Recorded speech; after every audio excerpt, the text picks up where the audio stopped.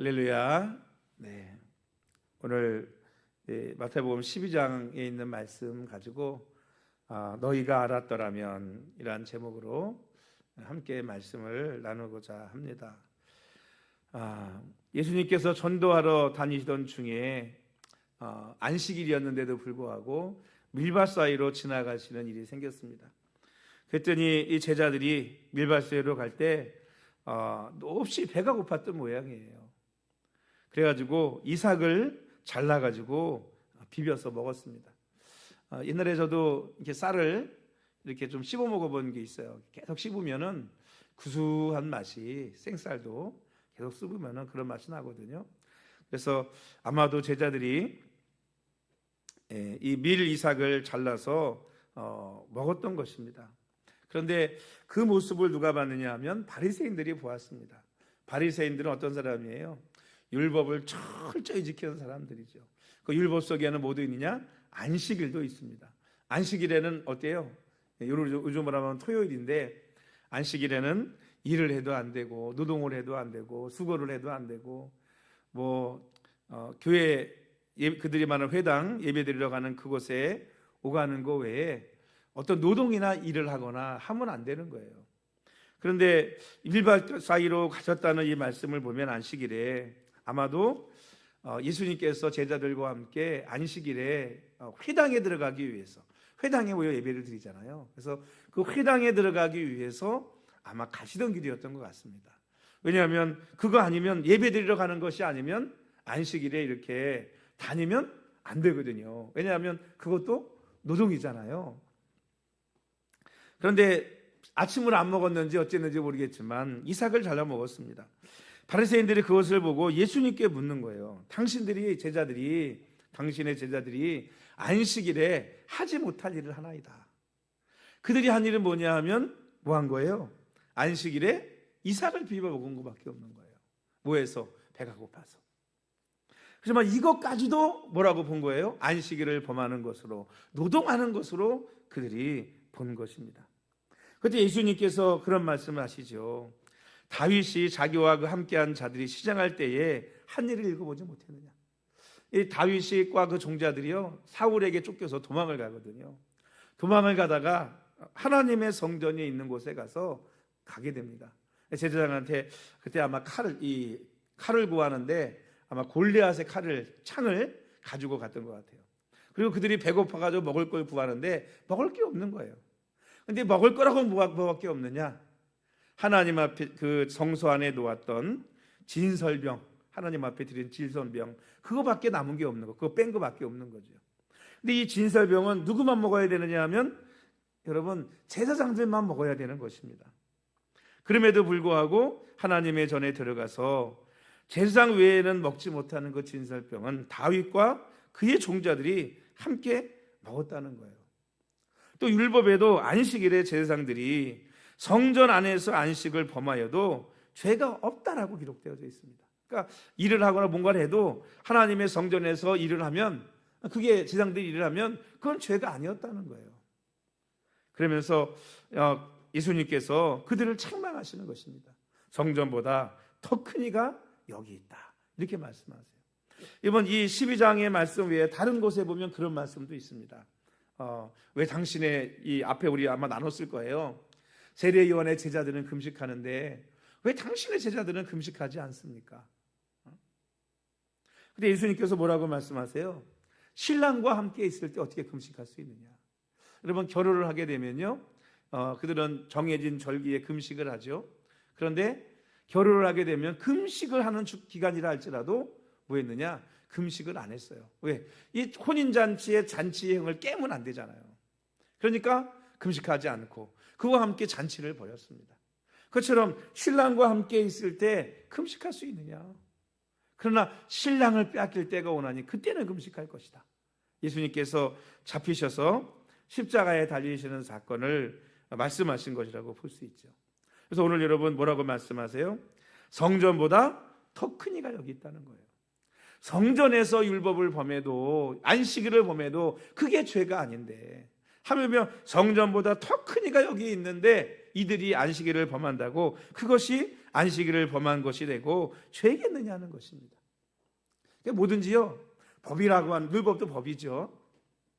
법이라고 하는 것은 뭐 그 법대로 정확하게 지키는 것도 중요하죠. 그러나 더 중요한 것은 뭐냐면 그 법을 왜 만들었는지 그 법의 의미를 적용 잘하는 것이 더 중요하다고 볼 수 있습니다.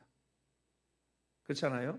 법을 만들었을 때는 법을 만든 이유가 있거든요. 그래서 늘 법은요 그런 말 하잖아요. 코에 끼면 코걸이, 귀에 걸면 귀걸이다. 어떻게 적용하는다에 따라서 달라진다. 그런 얘기를 합니다. 그래서 이 한 법을 가지고도 뭐 하느냐? 논쟁이라는 게 붙어요. 그래서 우리나라에도 헌법재판소라는 것이 있어서 법 문제를 가지고 시비를 붙으면 내가 옳니 네가 옳니 분쟁이 붙으면 헌법재판소에서 그거를 판결해 주잖아요. 여러분 교회 교단에도 보면 총회도 뭐가 있느냐 하면 여러분 그런 데가 있어요. 그래가지고 뭐 하느냐 하면 이 법을 해석해 주는 거예요. 이 법이 어떤 의미냐? 왜 이렇게 했느냐? 아니 지금 굶어 죽어가는 사람이 있는데 금식해야 된다고 넌 먹지 마. 그러면 그 사람 죽지 않습니까? 그런 의미로 금식하라 그러는 거 아니거든요. 그러니까 의미를 잘 아는 것이 중요한데 이 바리새인들은 그 말씀 그대로는 지켰지만 그 율법에서 이렇게 명령하고 있는 의미가 무엇인지에 대해서는 그들은 깨닫지를 못했다는 거예요. 그래서 예수님께서 그런 말씀하셨잖아요. 바리새인들을 향해서 너희가 11조를 드리고 뭐 이것저것 많은 걸 지키지만 정작 중요한 의와 인과 신은 버렸더라. 이렇게 예수님께서 책망하셨어요. 율법의 정신이 의와 인과 신인데 그 율법의 정신은 버리고 뭐만 지키느냐? 껍데기만 지킨다는 거예요. 껍데기만. 여러분 바로 바리새인들이 그랬다는 것입니다. 그래서 예수님께서 그 바리새인들을 향해서 한탄하시면서 7절 말씀에 이런 말씀을 하는 거예요. 우리 7절 말씀을 읽어볼까요?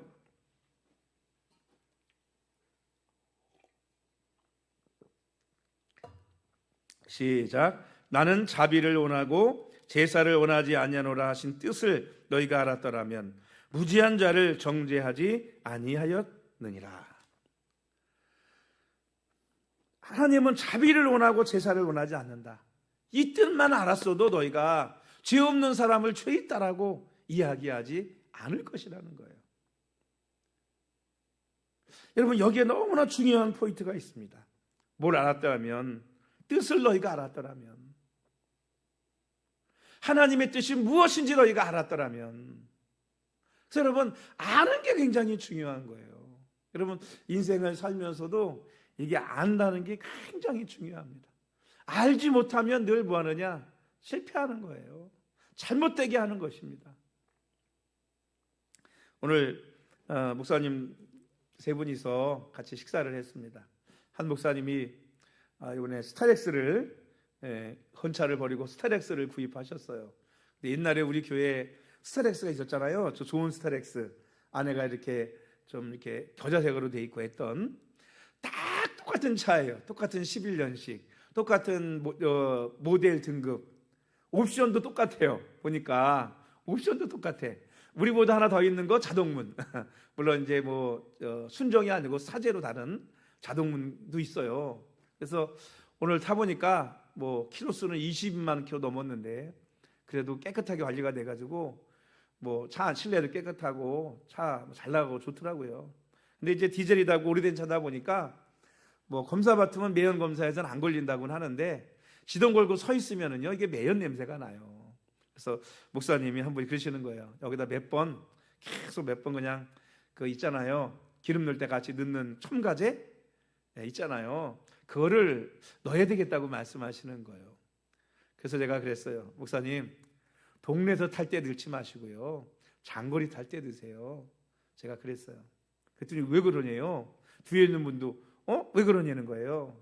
그래서 내가 그게 청소가 되는 거는 그걸 넣고 한 번에 장거리를 쫙 달릴 때 그게 계속 뿌려주면서 조금씩 청소가 되는 건데 시동 걸고 여기서 저만 가서 끄고 동네에서 타면은 아무 효과 없다고.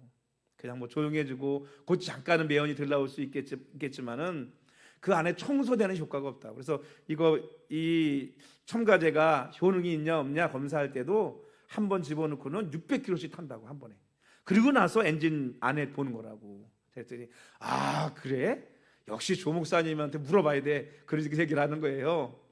여러분 안다는 거와 모르는 거 이 굉장히 중요한 것입니다. 알아야 똑같은 돈을 써도 효과가 있을 수도 있고 효과가 없을 수도 있는 거예요 거의. 여러분 성경도 뭐 해야 되느냐? 알아야 되는 것입니다. 하나님의 뜻도 알아야 되는 것입니다. 율법이 왜 이렇게 말하고 있는지 알아야 되는 것입니다. 수많은 사람들이 왜 이단에 빠지나요? 모르니까 이단에 빠지는 거예요. 잘못 알고 있으니까 이단에 빠지는 거예요. 하나님을 왜 오해하나요? 잘못 이해하니까 하나님의 마음을 모르니까 오해하는 거예요. 제가 그래서 우리 필리핀에 2월 말에 세미나 갔다가 이단들이 왜 성경을 잘못 해석하고 때로는 하나님 믿는다는 사람들도 성경을 왜 잘못 해석하고 성경이 잘못됐다고 생각하는지에 대해서 제가 그런 얘기를 했어요. 성경을 해석하는 데 있어서 원어, 헬라 원어 따져가지고 해석하는 것도 좋은 방법이죠. 원래의 의미를 찾는 거니까. 근데 여러분 수천 년 전에 기록된 성경 같은 히브리어 헬라어 단어라고 할지라도 여러분 단어의 의미가 바뀔 때가 많이 있습니다. 대표적인 게 우리나라에서는 이 당신이라는 말 같아요. 당신. 찬양도 있잖아요. 왜? 예? 찬양도 보면 당신이라는 단어가 기록된 것들이 많이 있거든요. 근데 요즘은 잘 안 쓰죠. 왜냐하면 성경에도 옛날에는 당신을 많이 쓴 것 같아요. 어떤 목사님 그러더라고요. 시편에 주여라고 번역되어 있는 많은 부분이 당신으로 번역해야 되는 게 언어적으로는 맞다. 당신인데 주여로 번역한 게 맞다는 거예요. 그런 말씀하시더라고요. 맞아요. 당신이라고 번역될 수 있어요. 근데 여러분 과거의 당신이라는 뜻은 어떤 뜻입니까? 우리나라의 당신이라는 뜻은 성경의 당신이라고 해석하는 게 뭐 우리나라만 똑같은 건 아니잖아요. 그 헬라어 히브리어 시편이면 히브리어 아니겠어요? 아주 수천 년 전 언어인데 그걸 우리나라 말로는 당신이라는 말과 맞는다고 그래요. 그런데 여러분 생각해 보세요. 옛날에는 당신이라는 말이 어때요? 상대를 높여 불릴 때 당신이라고 부릅니다. 그죠? 그러니까 주님을 향해서 당신이라고 얘기할 수 있는 거예요. 당신. 그건 상대를 높여 부를 때 쓰는 말이거든요. 근데 이게 시간이 지나면서 우리나라는 당신이라는 단어는 상대를 높일 때 쓰지 않습니다. 실질적으로. 어떨 때 써요? 상대를 무시하고 깔보고 욕할 때 씁니다. 싸울 때 당신이 뭔데? 그러면 어때요? 뭐 당신? 그리고 싸우잖아요. 여러분 당신이라는 말이 듣기 좋고 높은 말이면 왜 싸우겠어요? 당신이라고 할 때 기분 나쁘다고 싸우잖아요. 그죠? 이제는 의미 자체가 정반대의 의미가 된 거예요. 그래서 성경의 의미를 해석한다는 게 굉장히 어려운 거죠. 이게 굉장히 어려운 겁니다. 수천 년 전 거잖아요. 구약 같은 경우는. 근데 저는 그렇게 얘기하고 싶어요. 그런 것도 중요하지만 더 중요한 건 뭐냐? 이 성경을 기록한 사람의 마음을 아는 게 중요한 거죠. 그 마음을 알고 성경을 읽어야 성경이 이해가 되는 것입니다. 제가 요새 가끔 옛날 드라마를 요즘 하나 보고 있어요. 벌써 2년 전에, 3년 전에 했던 드라마인데 환원이라고 그런 드라마 있었잖아요. 근데 그냥 뭐 볼 것도 없고 TV 틀어봐야 뭐 맨날 그냥 정치 뭐 이런 얘기만 나오고 그것만 보면 정치 얘기만 나오면 머리가 아파요 제가. 아우 그냥 맨날 그냥 그 얘기. 그래서 차라리 그냥 넷플릭스나 틀어볼까 하고 틀었더니 환원이라는 게 있어서 그거를 이렇게 그냥 틀어놔요. 그냥 심심할 때 뭐 차장 들을 때도 있지만 틀어놓을 때 있거든요. 다른 거 할 때도 틀어놔 어떨 때는 그냥. 근데 거기에 그런 게 나오더라고요. 심서라고 심서라고 하여튼 내용을 잘 설명하기는 어려운데 하여튼 어떤 사람이 거기다가 글을 써놨는데 이게 사람들이 읽지를 못해요. 어느 정도 수준이 돼야 읽는 거예요. 근데 읽고도 이게 시기 같이 써놔가지고 무슨 내용인 사람들이 읽고도 아무도 몰라요. 그 의미가 뭔지를 모르는 거예요. 근데 주인공만 이거를 읽고서 뭐냐면 깨닫습니다. 깨달아요. 왜냐? 주인공과 그 사람의 환경이 비슷한 거예요. 그래가지고 그 사람의 마음이 이해가 되는 거죠. 그러니까 그 사람의 마음을 가지고 그걸 보고 읽었더니 아, 이게 이런 내용이구나 하고 이 사람이 깨닫는 거예요. 제가 왜 이 말씀을 저 드라마에 나오는 얘기를 여러분에게 하느냐 하면, 하나님의 말씀은 성경을 읽을 때도 마찬가지예요. 이 성경은 하나님의 마음이 기록되어져 있는 것입니다. 하나님의 뜻이 기록되어져 있는 거예요. 그러면 여러분, 어떤 마음을 가지고 이 성경을 봐야 되겠습니까? 하나님의 마음을 가지고 성경을 봐야 되겠죠. 제가 그런 얘기를 했습니다. 가장 정확히 해석하는 것은 하나님의 마음으로 성경을 보는 거다. 그러면 성경이 이해가 되어진다. 그래서 그런 예를 들었습니다. 만약에 어떤 사람이 어쩔 수 없이 일 때문에, 옛날 우리나라는 저 어렸을 때 보면 사우디 가서 일 많이 했잖아요. 그러면 몇 년씩 부부가 헤어져 가지고 있지 않습니까? 그러면 요즘처럼 뭐 화상 전화가 됩니까? 뭐 전화 너무 비싸고 편지 주고 받는 거 아니에요? 근데 만약에 너무나 아내를 사랑하는 남편이 외국에 가서 들어오지 못하는 환경이에요. 일하느라고. 그래가지고 거기다가 그렇게 썼습니다. 여보, 내가 당신을 너무너무 사랑해. 당신 너무너무 보고 싶어. 당신을 위해서 내 심장이라도 빼주고 싶어. 만약에 이렇게 편지를 보냈다라고 생각해 보세요. 그거를 그 남편의 마음을 모르고 그 글을 읽으면, 여러분, 그리고서는 문자 그대로 해석을 하면 어떻게 되죠? 뭐? 심장을 뺏어준다고? 심장 뺏으면 죽는데? 이게 말이 돼? 심장을 어떻게 뺏어줘? 여러분, 이렇게 해석이 되는 거예요. 그럼 뭐라고 그랬어요? 이거 틀렸네. 뭐 이런 게 다 있어. 심장 빼준다는 게 말이 돼? 심장 빼면 사람이 죽는데? 근데 여러분, 아내를 사랑하는 남편의 마음으로 읽으면 어떠죠? 그 마음이 너무너무 이해되는 거잖아요. 그죠? 이해가 되는 거 아니겠습니까? 성경도 여러분 하나님의 마음으로 기록이 된 거예요. 특히 구약 성경. 여러분, 다 문자적으로 해석을 뭐 완벽하게 못한다 할지라도, 번역을 잘못되어 있다 할지라도요, 그 내용과 의미는 다 기록되어져 있습니다. 그러니까 여러분, 틀렸냐 맞았냐를 떠나서 하나님이 왜 이렇게 기록했는지를 우리가 알고 그분의 마음으로 성경을 읽고 본다고 한다면 성경은 틀린 게 하나도 없어요. 하나님의 마음으로 보면. 내 생각으로 보니까 이게 틀려 보이는 거지, 하나님의 마음으로 보면 다 이해가 되는 거예요. 저는 특별히 구약 성경 읽으면 구구절절히 하나님의 사랑과 얼마나 이스라엘을 용서하기를 원하시고 그들을 멸하기를 싫어하셨는지, 그 고민과 그 사랑이 처절하게 느껴질 때가 많이 있습니다. 여러분, 하나님의 마음으로 봐야 된다는 것입니다. 그래서 뭐가 중요하느냐? 아는 게 중요해. 그런데 그 하나님을, 성경을 가장 많이 안다고 하는, 연구한다고 하는 바리새인들이 그 하나님을 몰랐던 거예요. 하나님을. 그래서 예수님께서 그러신 거예요. 뜻을 너희가 알았더라면. 앞에 뭐가 붙겠어요? 하나님의 뜻을 너희가 알았더라면. 그게 되겠죠. 자비를 원하고 제사를 원하지 아니하노라. 이거 누구 말씀이? 하나님 말씀이잖아요, 구약에. 그러니까 하나님의 뜻을 너희가 알았더라면 이렇게 죄 없는 사람을 죄 있다고 하지 않았을 것이다. 안식일에 일하지 말라고 하니까 배고파 굶어 죽어도 이거 먹지 말란 얘기냐? 그거 아니잖아요. 가서 먹고 열심히 예배 드리는 게 더 중요하지, 굶어야 돼. 그리고서 가가지고 예배 제대로 못 드린다. 그러면은 그 의미가 해석되는 거 아니겠어요? 그래서 여러분, 뭘 알아야 되느냐? 그 서론하다가 시간이 다 갔네요. 뭘 알아야 되느냐? 여러분, 성전보다 더 큰 일을 알아야 됩니다. 바로 예수 그리스도가 누구인지를 알아야 된다는 거예요. 여러분, 성전 안에서 제사장들이 안식일을 범해도 죄가 없어요.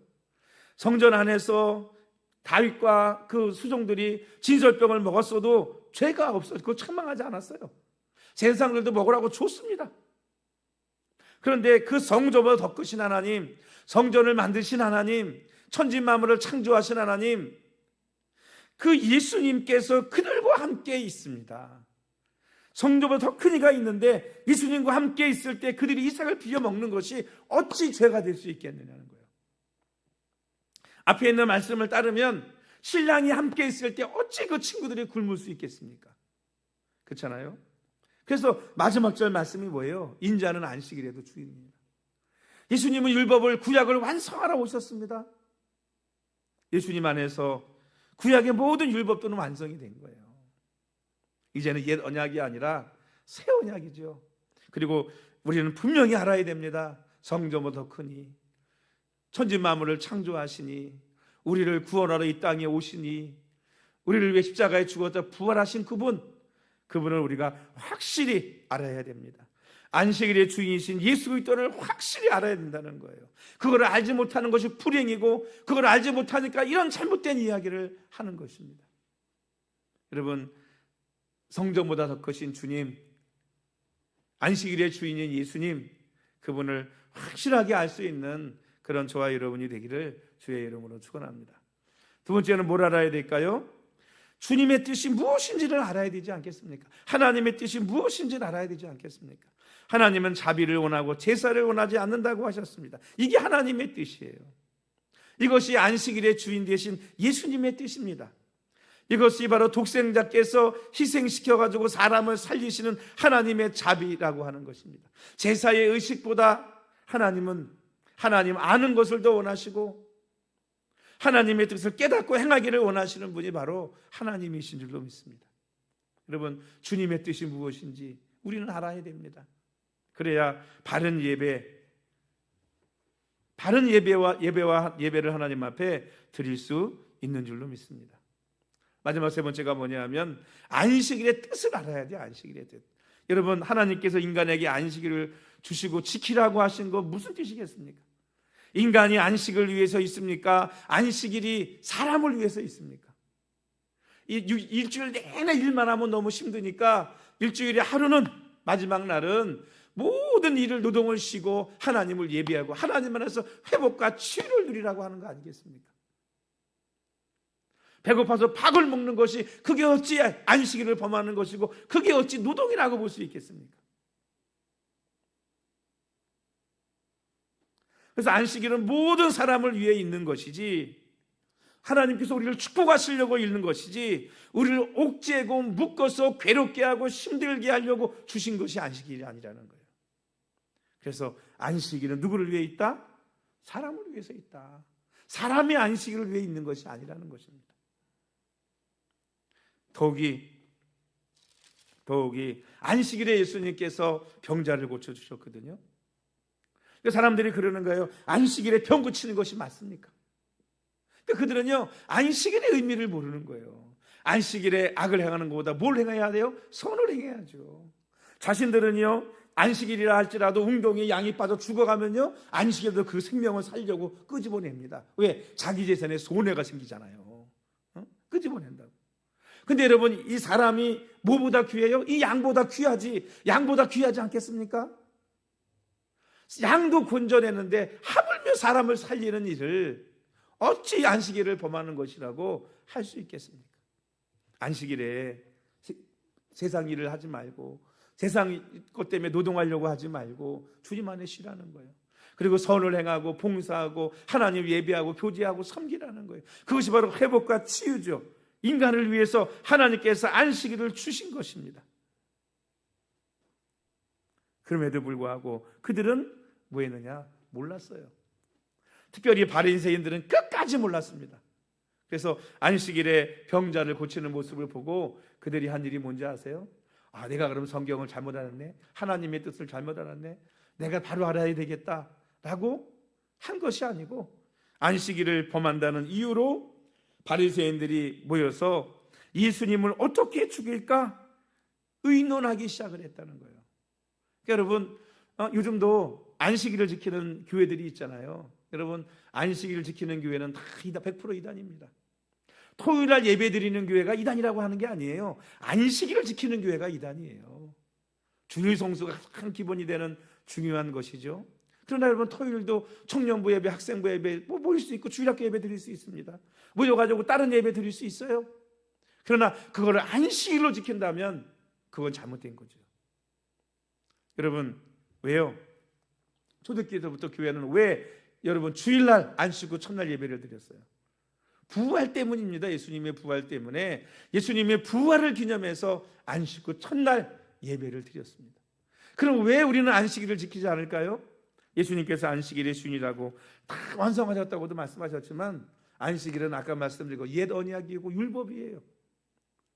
예수님께서 옛 언약을 이 땅에 오셔서 다 이루셨잖아요. 왜 예수님께서 율법의 완성이냐? 구약에 예언하신 옛 언약을 예수님이 오셔서 다 뭐였나 성취하고 이루어졌어요. 무슨 얘기인지 아세요? 이루었어요. 그러면은 여러분 지금 이 시대에는 이미 이루어진 언약, 옛 언약을 지킬 필요가 있어요? 지킬 필요도 없고 지킬 수도 없는 거죠. 이미 지나간 언약이잖아요. 우리가 지켜야 될 언약은 뭐냐? 이제는 예수님이 주신 새 언약인 것입니다. 새 계명인 거예요. 그것이 주님을 알고 바로 믿는 길이라는 것을 오늘 우리가 알아야 될 줄로 믿습니다. 오늘 여러분 하나님의 뜻을 너희가 알았더라면, 여러분 이 귀한 의미를 우리가 되새기면서 정말 여러분 예수 그리스도가 누구인지를 바르게 알고 하나님의 뜻이 무엇인지를 바르게 알고 안식일의 의미를 바르게 알고 여러분 살아갈 수 있는 그런 저와 여러분들이 되기를 주님의 이름으로 축원합니다. 우리 기도하시죠.